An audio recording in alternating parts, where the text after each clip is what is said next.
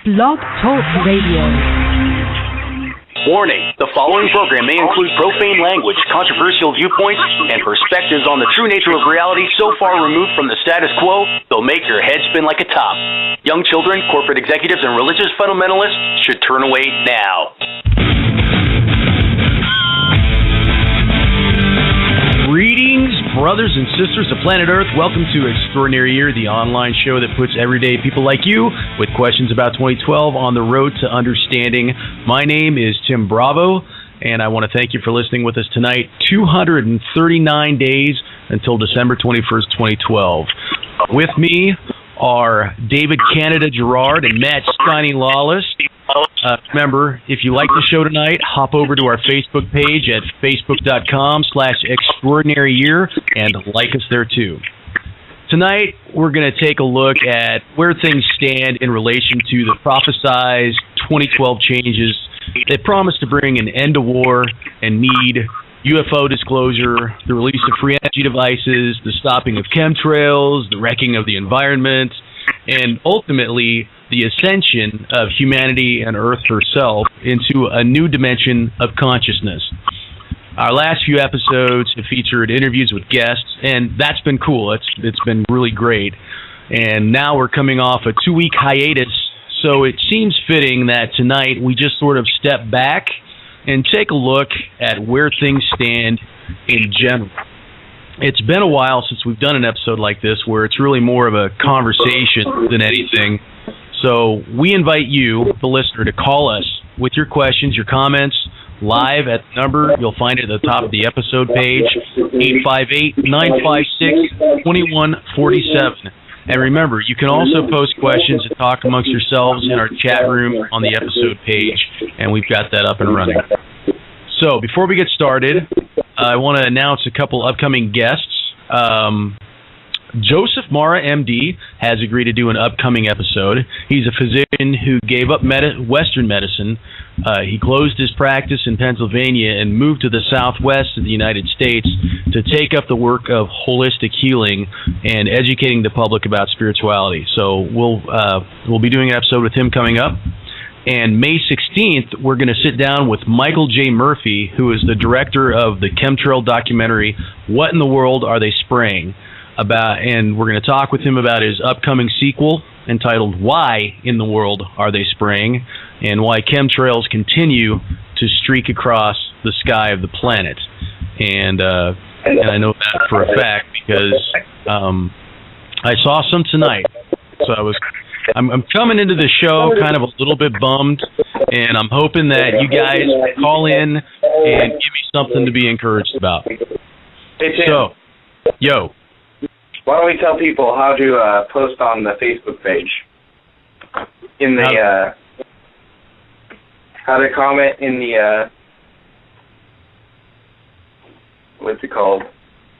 What's the wall? How to discuss what's going on? On the wall of the Facebook page. Is that what we're doing? There's not just a private section for it?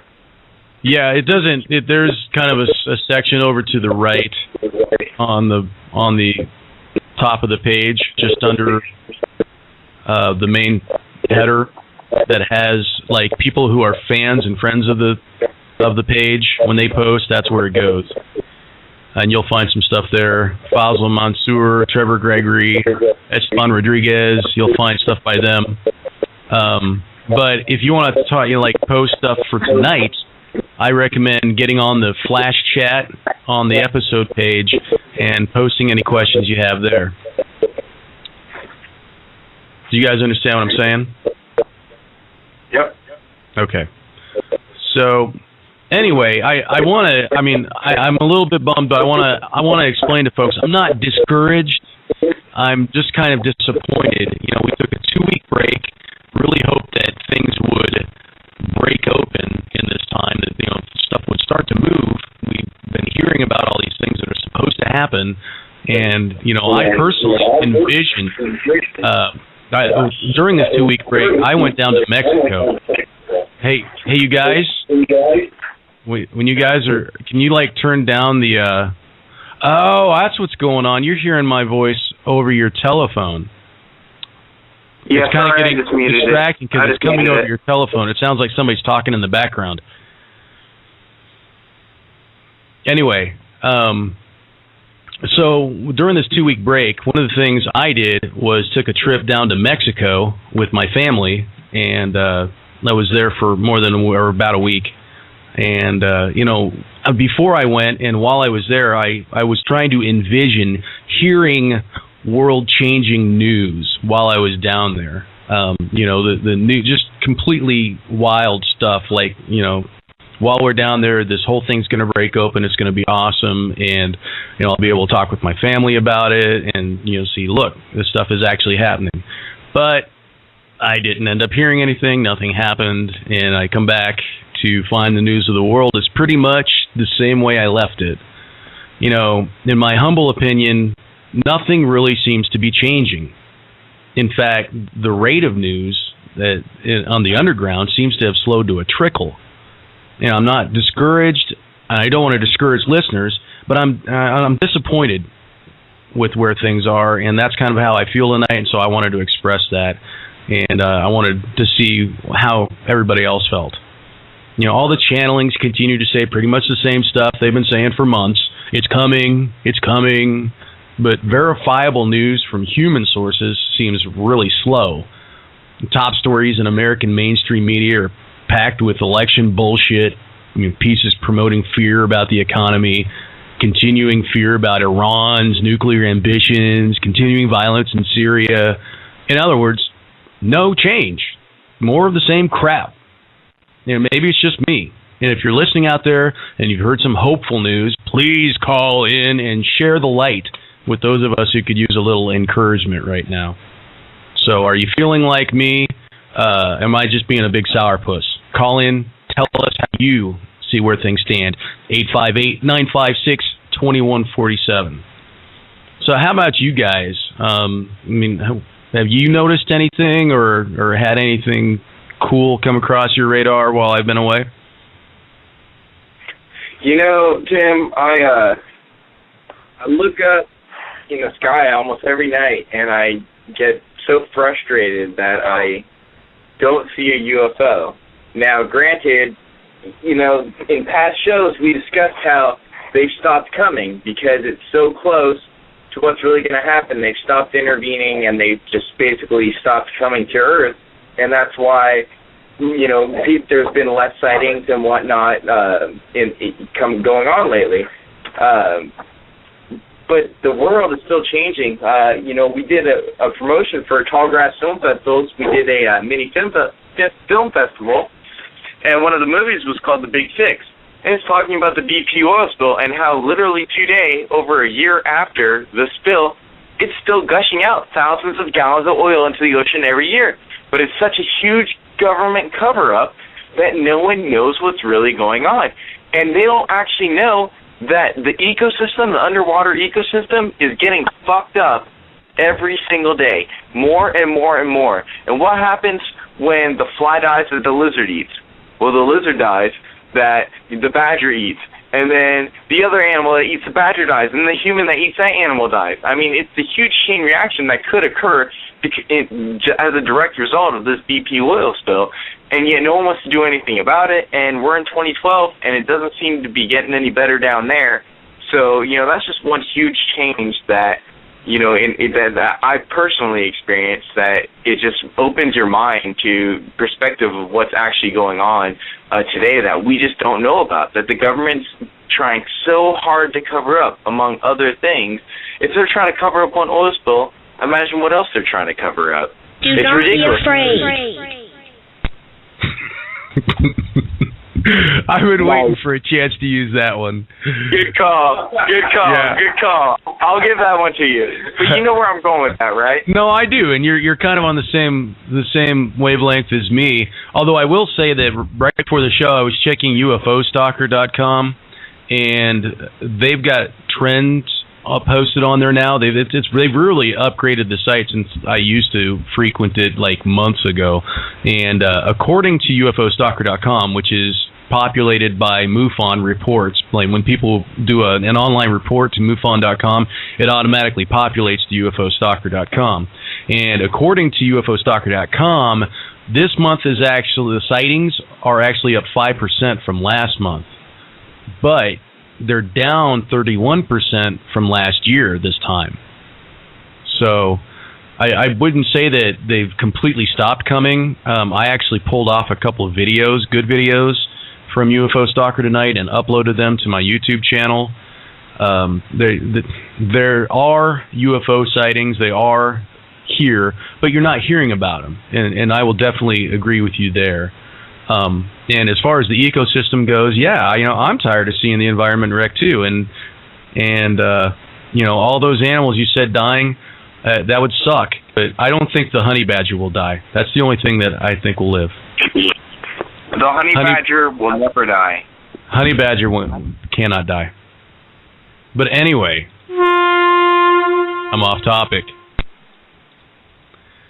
Good call. Chemtrails.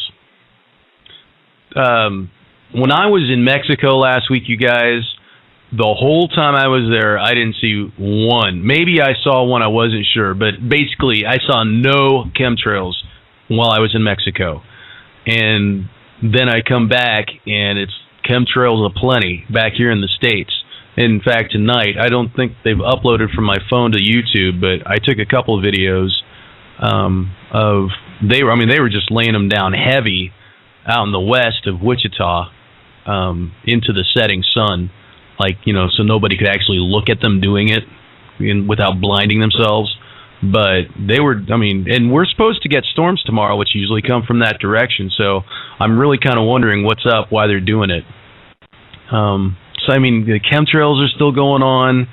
What's going to happen with that? Hopefully, when we talk to Michael Murphy next month, he'll have some word about, what might be done to stop what they're doing, or at least get the government to acknowledge that they're doing something. And who knows, maybe something will happen before the middle of next month, and it'll be a moot point by the time we get there. But, Matt, have you heard anything cool? Any good news? I don't know if I've heard anything cool or if any good news, but I don't know.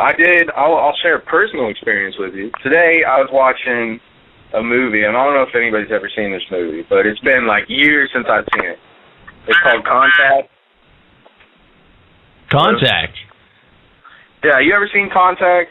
Yeah, we've actually talked about it a couple times on the show. Really? Yeah. Carl Sagan was one of the main, one of the guys that they went to for inspiration and for information. It was loosely based on a novel by him, wasn't it? I don't know, but maybe so. Yeah, maybe so. But he was definitely involved, and there's definitely some truth that was put into that movie in several places. But how about that scene on the beach with her and David Morse playing her father there toward the end? We've always been here, and it's all about spirituality. Is basically what it boils down to. And that's kind of what I wanted to get into, and I don't know if you mind getting there, but you know me, I'm always trying to bring that spiritual, religious aspect into all these things that a lot of people, if they weren't spiritually guided, they wouldn't be able to handle this type of thing. Come on, what people are calling the end of times, There's a certain amount of spirituality that you need to associate when talking about any of this stuff, because it is deeply spiritual. And Carl Sagan does a great job of comparing these, both scientific and religious, and, all these repercussions that come with knowing this type of thing. Carl Sagan illustrates that. I'm sorry, go ahead. Sagan was the guy that the quote from him, my favorite quote from him, is the whole bit about, look at Earth and then look at how Earth compares to the rest of the universe as we know it, and if we were actually the only ones there, that'd be an awful big waste of space. And that was one of my favorite things to pull away from that movie. was that both sides, you know, kind of had the same answer. That'd be an awful waste of space. It'd be ridiculous. But yeah, I agree. You can't get away from the spiritual aspect of things, and you know, in our material lives, we tend to forget about that sometimes, and ultimately, we have to remember that that's the basis for everything. It's all related to that one, to the one, to spirituality. It's everything is one thing, and thanks for bringing it back, brother. No worries, no worries. Monica, anyway. I know you're out there. How about you? You got something, some levity, something to bring us up? Have you noticed any trends that might be encouraging to folks? Nope. I'm sorry, I don't have anything encouraging. That's what happens when you're stuck married to me. Well, I doubt that, but I actually came in and tell in I'm not even sure what movie you guys are talking about. Contact with Jodie Foster. Okay. Yeah. Actually, when you get married to Tim, you get tainted. Oh. You know, we're going to talk about the band in a little bit, David. I've got a... Fallen Angels? No, Unseen. Okay. You've never explained that one to me, and I'm in the band. Well, there's a video that I came across tonight that is going to segue into talking about that.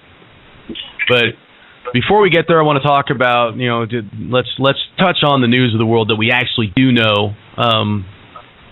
Listeners to the show know that we follow the reports of people like Benjamin Fulford and David Wilcock, and you know they've basically been some of the only sources of information, new information from supposed insiders lately, along with this guy who's reared his head recently called the Drake. You know, Benjamin Fulford continues to tell us about allegedly significant happenings. Like this week, he claimed there were major confrontations in the South China Sea related to gold deposits being held in the Philippines. And they've been talking about that stuff for a while. It makes my eyes cross. The details make my eyes cross, and they just don't seem to be getting anywhere. You know, his news seems to corroborate things being said by Wilcock and the new insider, the Drake. But none of this stuff is verifiable. I'm not personally aware of anything in the media at large that reflects these things actually happening. And, you know, I, for one, I'm just growing tired of having to rely on these guys on faith. You know, I just want to know, when are some real public changes going to hit the fan? It's practically May of 2012. You know, so where's the real good news? When do we stop having to, you know, read channelings and stuff by insiders? When can we just get the ball freaking rolling already and actually change this planet for the better of everyone? Like I said, I'm a big sourpuss tonight. But there's other good news. There are little snippets. The Murdoch Empire, you know, News Corp, Fox News, all of the stuff that he's got. Rupert Murdoch's got stuff between Australia and Europe and the United States. He's got a whole media empire. And right now they're getting a serious grilling by the British Parliament over the news of the world stuff, where they, you know, tapped into the private phone lines of celebrities, including royalty and stuff. But, you know, even though they're, you know, James Murdoch, his son, has had to step down from the head of the European division of News Corp or whatever. And, you know, yeah, they're in front of British Parliament and they're getting, you know, a public flogging, you know, not literally, but figuratively. But, you know, what does it really change? Is it changing what we're seeing in the media? I don't think so. You know, we've got the first criminal charges have been filed against BP for that oil spill that you were just talking about, Canada. You know, it looks like authorities are trying to fry a small fish to get them to turn over on some bigger fish. But you know, it's bad news for oil companies, and that's generally good news for you and me and the world at large. But does it get us closer to free energy? You know, what's the point? Where's this going? We do have some good news on the latest global financial resignations, but it's kind of a mixed bag of there's good news as far as numbers, but there's also some news that shows that the trend of resignation seems to be coming to an end.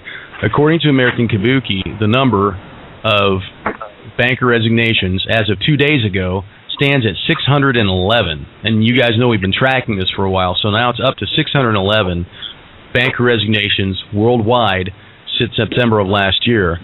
And there's a graph on his site that shows the trend. We posted it on the Facebook page. There was a huge spike back toward the beginning of March with like 63 in one day. And back when we were talking about it, I mean, it was like resignations after resignations, 7 day, 9 the next day, stuff like that. But since then, the rate has just fallen just dramatically. In fact, it appears to have fallen to nothing, as in no recent resignations really to talk about. But the Dutch, according to 2012 scenario, Steve Becko's site, who we talked with a couple weeks ago, the Dutch prime minister and his government have all resigned. That sounds significant on the face of it, but apparently it's because of failed austerity budget negotiations, pretty surface political stuff.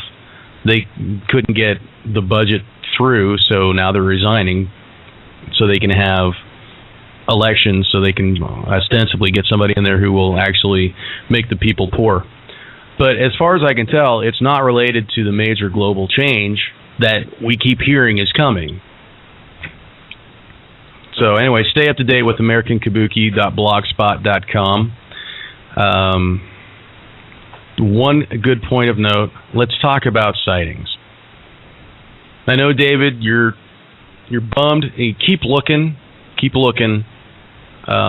haven't seen them, and I haven't seen anything recently. My eyes were on the sky in Mexico, because Mexico's always got good sightings.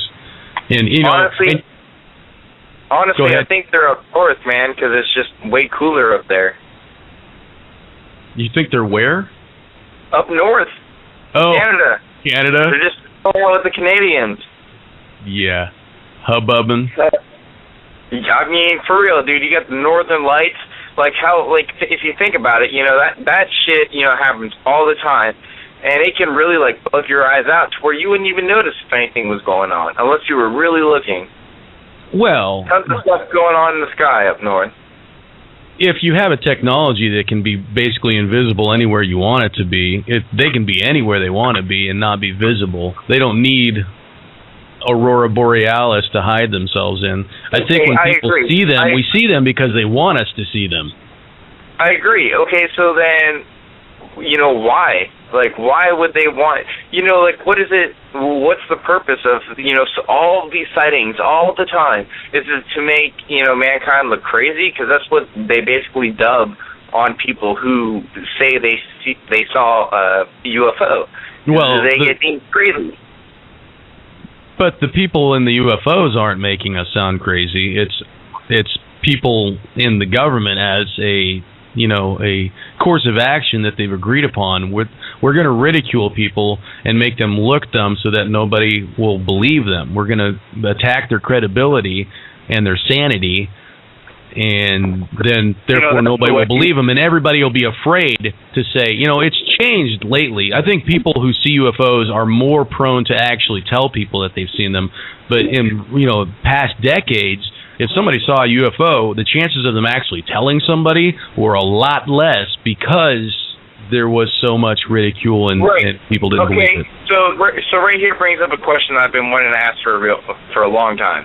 Good. Then it's been changing to where people will be more willing to say I saw a UFO, and I'd say if you agree or not, it's because of shows like 2012 and stuff like that, where everybody's becoming more and more and more familiar with it, to where it's almost pop culture. The discussion of UFOs and aliens has become a form of pop culture, to where it's almost natural, whether you dislike it or like it, to discuss it.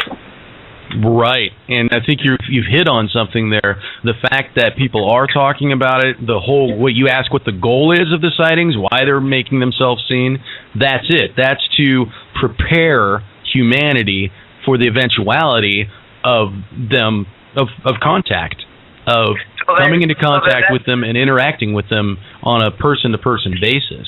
But first, I mean, they're not going to come down unless they're basically invited. They're not going to come down unless more than 50% of us actually want them here and aren't afraid of them. Okay, so then you're saying it is the extraterrestrials themselves making themselves known. You're saying the government has no effect on that whatsoever? On whether or not they choose to be seen? Correct. I wouldn't think so. I would think that, in fact, the fact that they're making themselves seen is almost a counter effort to, you know, the government's efforts to stop disclosure. And yeah, because look, they've got the technology from these people's machines that they've taken from them. They don't want the people of the world to know that these things are real, because they don't want the people of the world to know that they've known that these things are real, that they've got the technology, and that they've kept it from us. Because the people at the top of the heap who have this stuff, I mean, it's over. It's game over for them the day that the world at large recognizes for itself the reality that extraterrestrials are here and this technology is here, and that our owners have made us virtual slaves by keeping us tied to outmoded technologies while they enjoy stuff that we wouldn't even believe. Right. You know, I hate to bring up such a terrible person, but I mean, Hitler pursued like his whole life towards finding, you know, aliens. And hold on, Matt has something to say. Well, all right. No, I was just glad he said Hitler, because you were talking earlier about fucking convincing people that they're stupid and they're crazy. He's the king of propaganda. But yeah, Hitler fucking employed a guy by the name of Goebbels or something like that, that was basically the propaganda master. And he would go out and he would basically create ways to, you know, brainwash an entire nation that fucking Jews were bad. But, I mean, that's the same kind of manipulation that goes on in starting any fucking war, any conflict from the beginning of mankind. But the point I was moving towards is such a, you know, they say his main motive was to take over the world, you know, basically, to destroy the world of everyone who wasn't a blonde-haired, blue-eyed, you know, white male. But the deal is I think his life mission was searching for something else. I mean, he was so invoked in looking for extraterrestrials and something more powerful than just what we know today as our technology, that, you know, that was his whole real search that you don't hear about in the movies, obviously, which makes sense because he did some terrible shit. That's more whatever, documentary or movie. But the real shit that he was doing, I mean, if such a motivated guy, someone who's trying to take over the world, is looking so in-depthly to this, then, you know, what does he already know? You think about the presidents and the government having the power over, you know, what we think and what we're able to see. You know, he obviously knew that there was something else out there worth looking for, and he had the connections to find that out. Well, and all these things are tied to metaphysics as well, and you know, Steven Spielberg has been one of the main vehicles that have been that's been used to get little truths into movies so it's in front of people. And, you know, he's done all these alien movies and alien TV shows, especially recently. But remember, he also did the Raiders of the Lost Ark stuff, which dealt with Nazis searching for, you know, that Hitler and his crew were high into occult mysticism and metaphysics because they recognized that these things are real, you know, and so, you know, it's all tied together. You can call it metaphysics, or you can call it just a new way to look at the way the universe works, you know, or actually understanding how the universe actually works.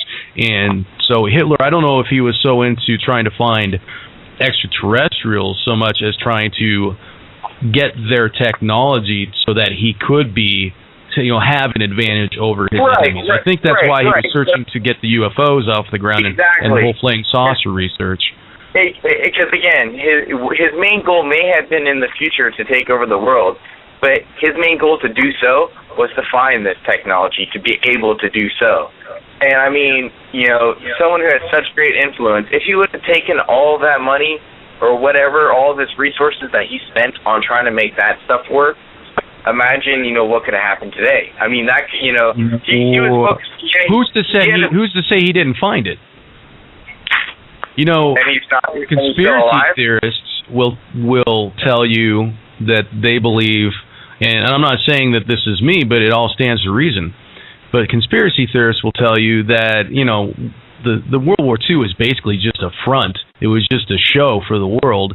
And all those Nazis, the people who are actually at the top, actually infiltrated into the United States government after the fact. And all those scientists that were working on the stuff there just moved into our science departments. And all those things that they found and started and were working on have just continued being worked on under the guise of American military black projects.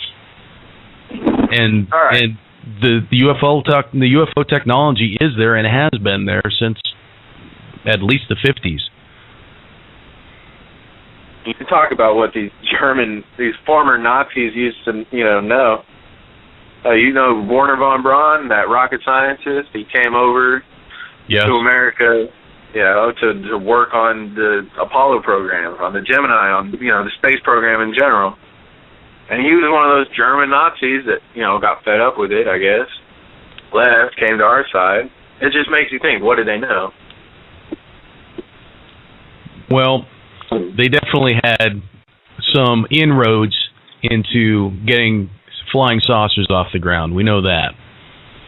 And speaking of flying saucers, we have posted some interesting sightings on the Facebook page this evening, or the last couple days, actually. I found a daylight sighting in Oklahoma from this month. That was pretty interesting. You should go check that out. We actually have, I was alerted by James Gilland to closed circuit TV video of Men in Black recently were caught on CCTV. Dude, I saw that. You did see that? Then they were in this place looking for a guy who had reported a UFO sighting, which is, their MO. That's what they do, is when people, have UFOs. Their walk was almost in perfect synchronization. Dude, did you hear the witness accounts of these guys? Yeah, it was an amazing account, and the fact that it looked like their hair was actually not on their head, but a part of their hat. They had no hair at all, no eyebrows, no eyelashes. And they had very large, deep blue eyes that you almost got hypnotized by. Is what it sounded like. And of course, what were they asking about? They were asking about this guy who reported a UFO sighting, which is what they do. What'd you see, man? What'd you see? Don't you think, we're gonna erase that from your memory. Well, apparently not. It's all over YouTube, but makes you think, do they have a hold on the situation you would,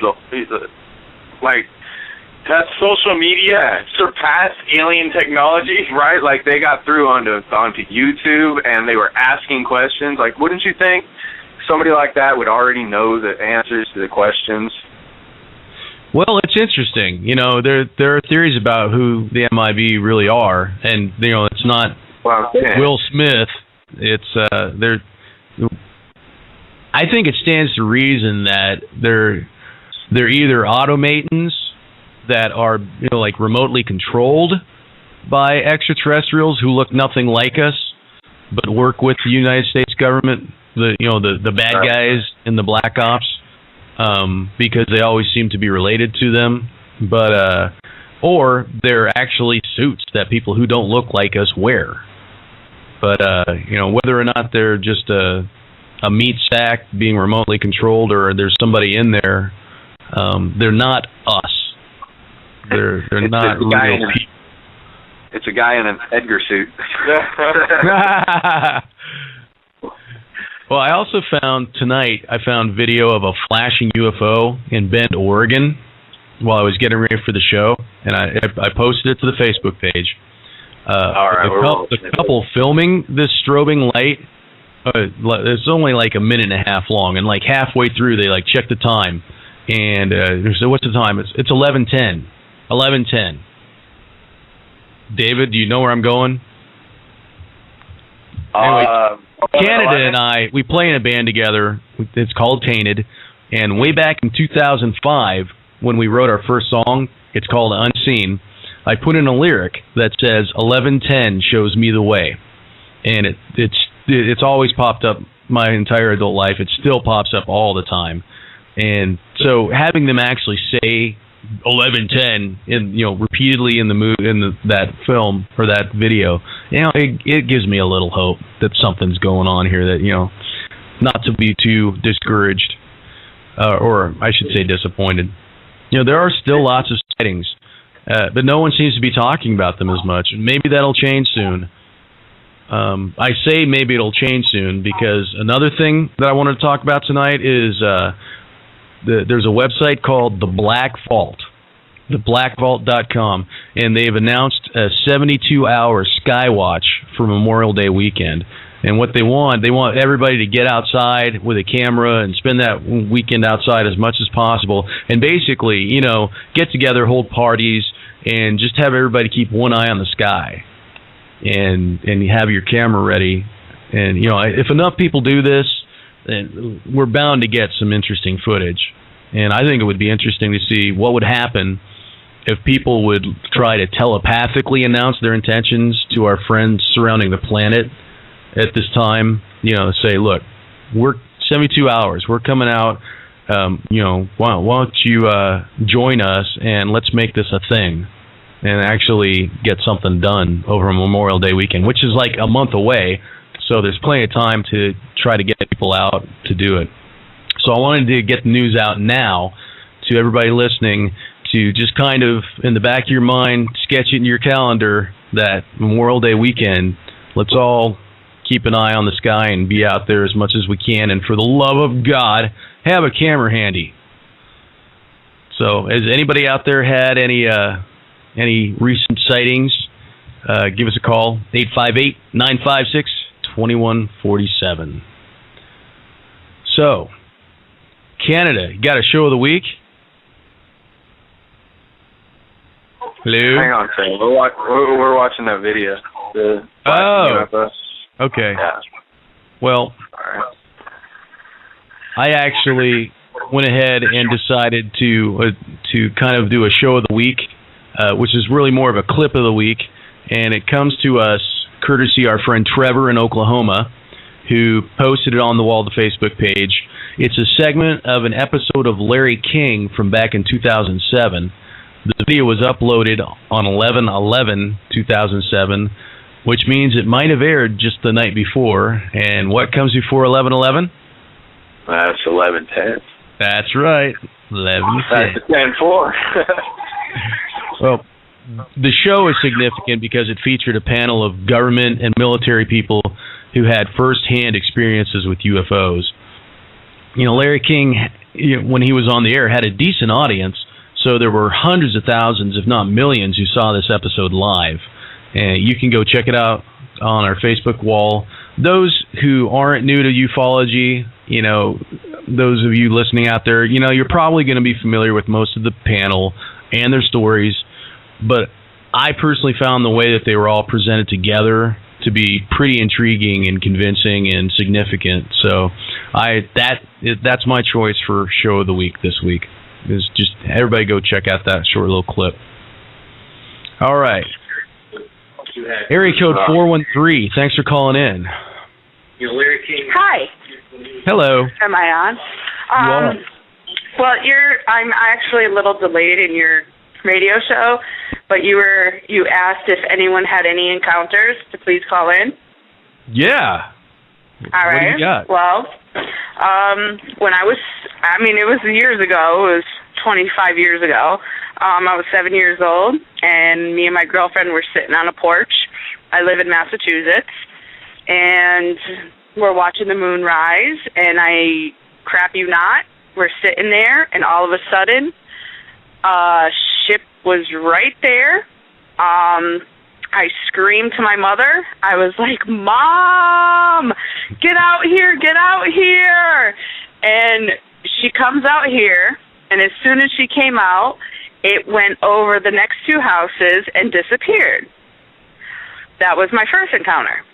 Second encounter. Okay. Before you get to the second encounter, I wanna ask you a couple of questions. Okay, number one, you said that the ship is right there. So, like, how far away are we talking? It was literally like 10, 15 feet above the porch. We lived on the first floor. It was a 3-family house. We lived on the first floor. I was with my girlfriend Jamie, and I was 7, and we're outside. It was a full moon. We're watching the moon. We're kids. We're watching it. It was rising. We're outside watching the moon rise, just checking it out, and all of a sudden, it was there.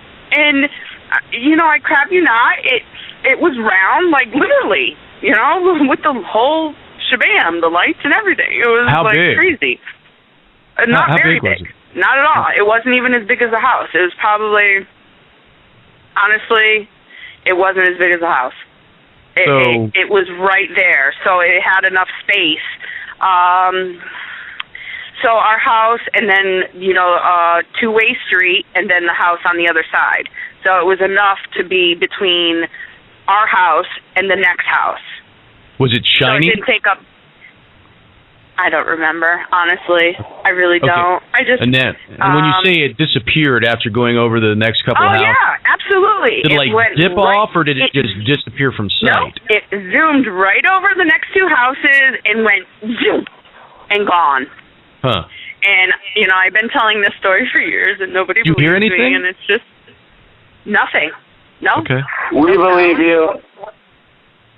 Huh? What was that, David, Matt? We believe you. Yeah, I hope so, but I'm a follower of Drake and Tolic and all the things that are going on, and I posted it on Facebook and all that stuff.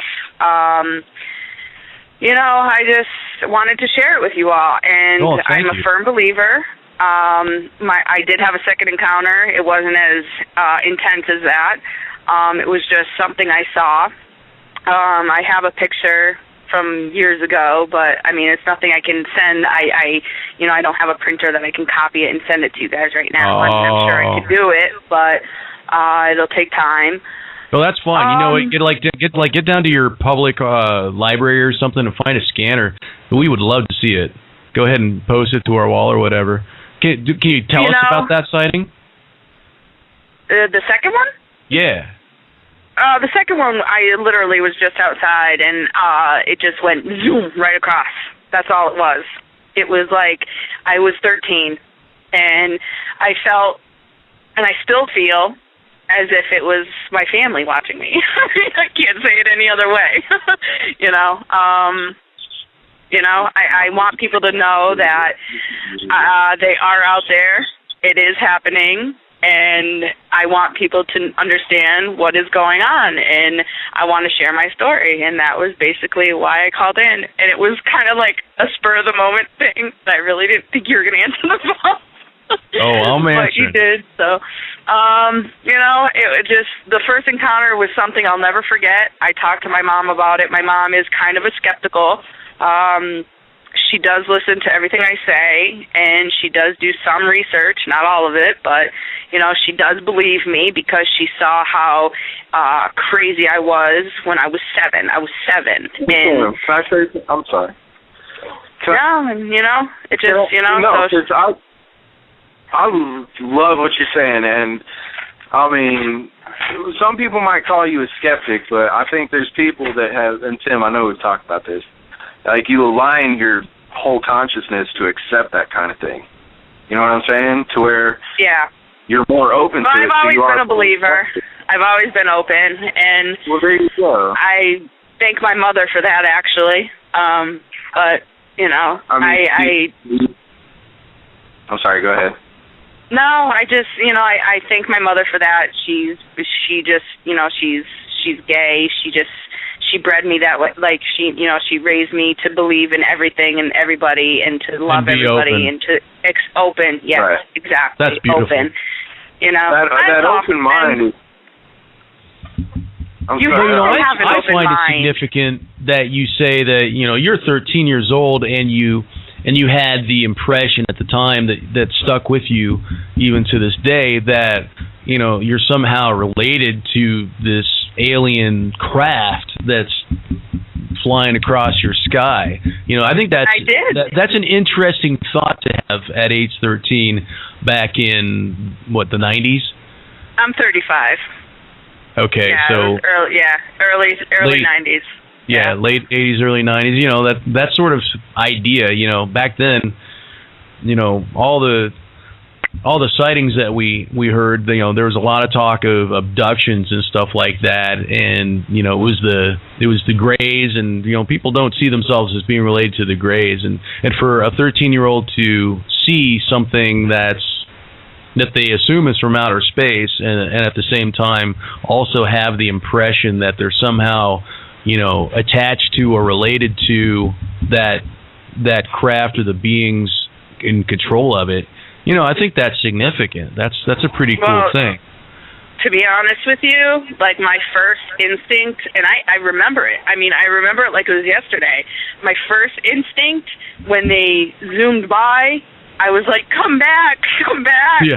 Come get me. No kidding. Like, literally. I remember thinking that and wanting that more than anything. And, that was just my experience. And there's hundreds of thousands of us like that. And I just wanted to share my experience with you. That was Well, thank you. Thank you for doing that. I can relate because I had a sighting last year where they zoomed out from, over my neighborhood out into space through the Big Dipper, and I was like, don't come back. Where are you going? Come back. Hang out. What are you doing? Exactly. Yeah, absolutely. Well, thank you for your call. Thanks for sharing. Absolutely. Thank you very much. You have a great night, and blessed be. Yeah, you as well. All right. Thank you. Bye-bye. Hey, Tim. That was cool. Yo. I got I maybe got a possible topic for maybe next week's show. Basically, it's because definitely my most memorable sightings were when I was younger, and it seems to be the same with this girl. I don't know about you, but I'm wondering if either just our natural conscience comes into play, or if we're taught through, say, media or propaganda to think a certain way to where we're almost blinded to these sightings as we get older through media and television and just our natural surroundings. I believe we see them when we're young. I definitely had sightings when I was young, but sometimes I wonder, was it real? But then I think about it some more, and why would I remember something like that from that long ago? What purpose would a lie bring to me? Well, exactly. That something happened. That, you were awake and conscious and had this experience. Sometimes, and it's not necessarily always of a UFO or something. People have spiritual experiences and actually see things or hear things or have experiences like that as children, and we grow out of it, just like we grow out of having imaginary friends. Right. These things happen to kids, and I think you're right. I think we literally are conditioned against it to the point that it doesn't even reach our conscious mind when these things occur. We just automatically. I wanted to bring up dreams with you, Tim, because this is a great area to touch on. Like, how often do we? Because if you're a child, how often are you dismissed? Like everything that you say. Oh, we dismiss it as the imagination of the child, right? Right. It's just, they can say some crazy shit that they actually think they saw, but if you tell them, oh, no, honey, you just had a bad dream or something. Is that where we stem from getting dreams from, is things that we're told is not really reality, but still we experience it every night, every fucking day. Don't we experience dreams? Dreams aren't actually dreams. They're reality that we're taught to be dreams, right?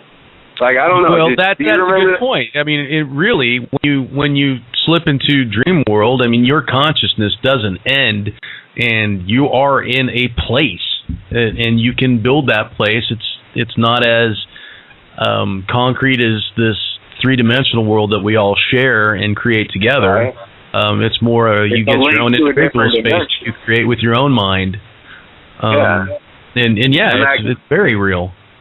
Well, I'd like to, I don't know, that's probably one of the best, I mean, we'd say it's a metaphor, but it's not really a metaphor because, you know, we do go into this place every night that we create with our mind, and our consciousness literally shapes everything that we perceive at that moment, you know, through that period of sleep, you know? And a lot of it we don't even remember. Yeah. Like, is that your third eye opening up to the mothership? I mean, hey, Tim. Yeah. Got an Einstein quote. Cue me in. Oh, yeah. Und jetzt Zeit für Einstein. Reality is merely an illusion, albeit a very persistent one. That's end quote. It really is. It's a complete illusion because if you follow the work of, I believe the doctors Pribram and Bohm were the ones who came up independently and then together collectively with the holographic theory of the universe.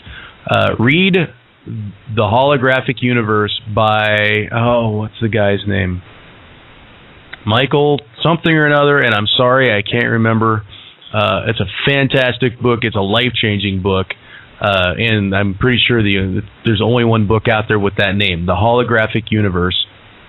I actually, when we started the show, I had considered tracking him down to see if I could get him to sit down and talk with us, and then I discovered he died of AIDS back in like the 80s or something, the author. But it's a fantastic book, and basically what you come to realize, and what the work of David Wilcock has also shown, is that, you know, in quantum physics will show us this too, with the Heisenberg principle of uncertainty. You know, nothing around us is real until it's actually observed by someone. We have to interact with physical reality for it to even become physical. Other than if nobody's looking at it, it's not even really there. You know, if the tree falls in the forest and nobody's there to hear it, does it really happen?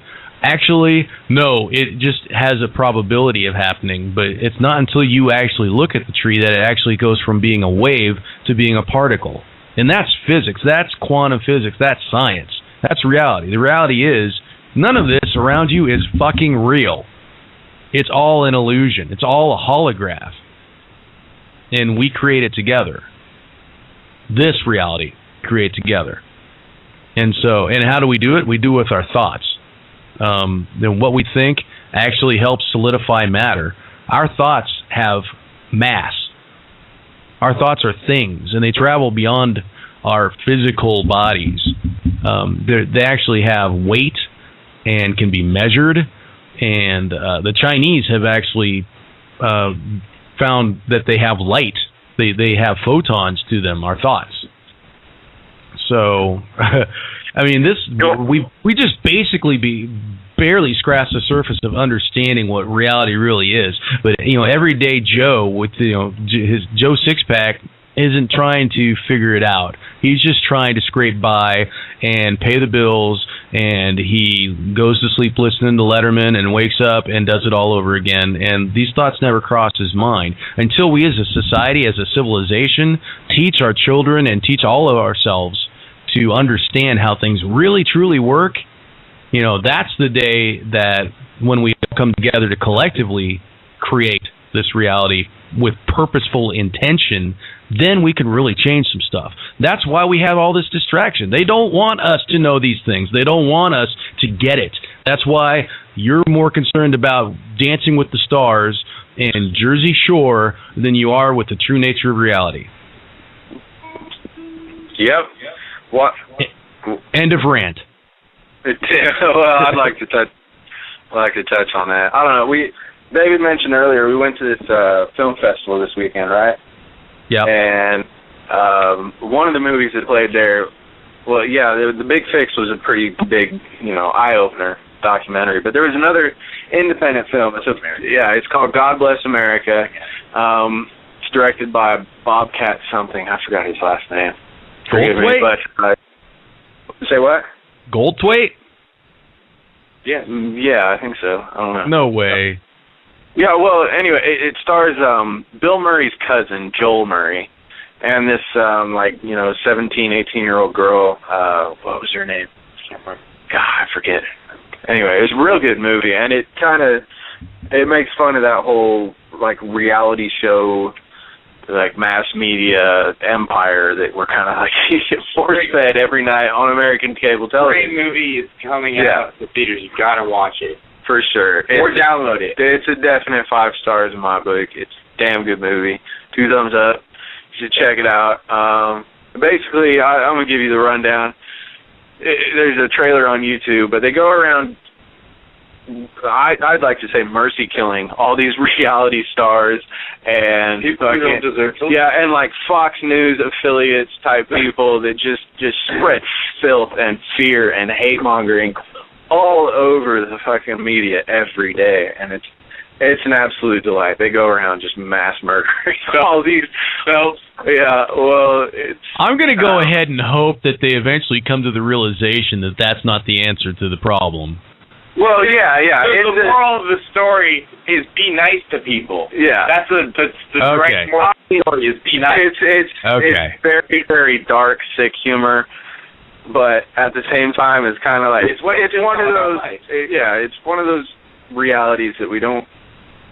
It's not really a reality, but it's one of those things you think about. I don't know. If you're a serial killer. Yeah. If you're Dennis Rader. I guess. Well, all right. That's not. If you're Dennis Rader, you're eating some shitty food right now in prison. I will say it's dark humor, but it is very funny. You should check it out. Definitely. Yeah, well, actually, I could see Bobcat Goldthwait being behind something like that.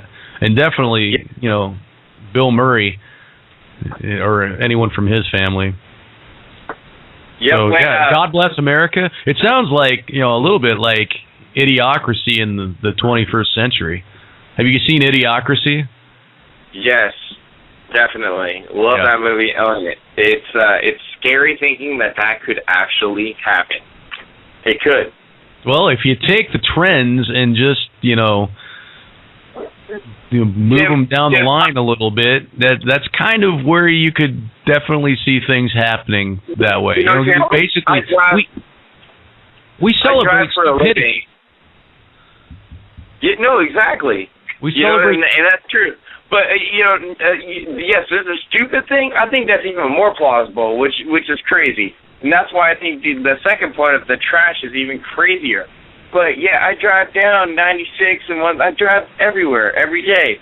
And every time I drive by the dump at 96 and West, it astounds me how, every week, just the mountain of trash that grows in just this one dump in this one little city. And thinking about the entire world and all of these waste fills, these landfills, how is it going to be in the next 20 years? If it makes it in another 20 years, how's that going to be with these giant piles of trash buried in our earth? Well, that's a good thing to be concerned about. I personally believe that we're on the cusp of finding technologies where we can take that stuff, no matter what it is, and use it to convert it into energy, clean energy. Nothing but energy and gas. And I think there are some technologies that are on the cusp of happening. We got 1 minute left in the show, so I just want to say, thank you guys for coming on tonight and talking with me, because you have really kind of lifted my spirits, and I needed it tonight. I've been kind of bummed with nothing really big happening. Our caller from Massachusetts, it was nice to hear somebody who is actually positive. So yes, thank you.